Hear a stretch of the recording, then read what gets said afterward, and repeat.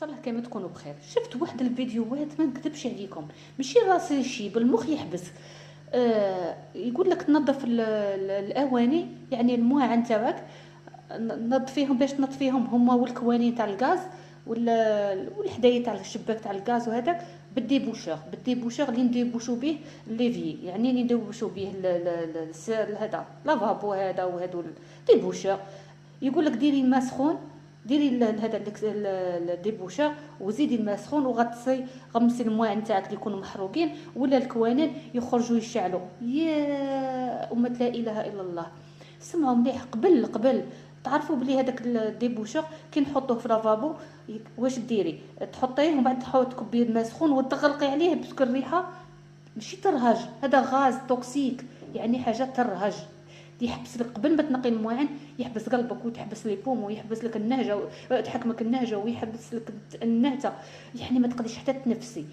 يعني عود انك تنقي مواعيناتك تبداي تجري عن من طبيب الطبيب ولا ليرجي دايره فيك حاله الاولى. الثانيه كي تحطي الكانون تاع الغاز فيه، يا اما ياكل له الحديد لانه كل كاليتي كل غاز وعندها كاليتي تاعه، نهضروا على الكواني تاع الغاز، ولا تاني يكحل ويشهب ويولي حاله.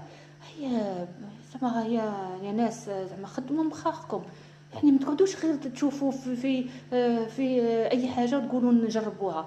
تعرفوا هذاك يرهج تقولي شوف مرات حنا نديروا غير هذاك اللي تاع الانتي غريس هذا تاع الدهون ما تنجميش تنهتي.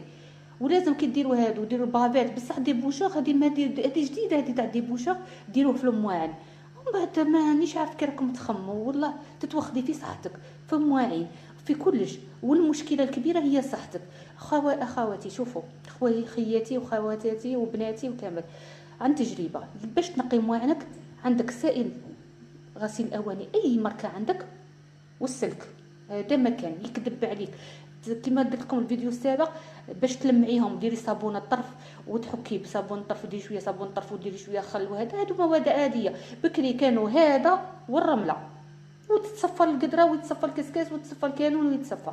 يعني بالكم هذه شافتكم هذه ما شافتكمش، بالك تجربوا ورمضان جاي ولا واشي جاي وتقفلي صدرك وتقعد يجري يقعد يجري بيك من سبيطار لسبيطار. اذا داك يقول لك دارها لك رايك، حتى حد ما قال لك حكيهم النهار الاول، تبداي دائما ما تخليهمش حتى يطيبوا. من داك لداك تفكري وحكي، يعني كي تغسلي حكي، كي تغسلي تحكي. شكرا لكم خياتي وشكرا لكم، وبالك وديروا اليوم.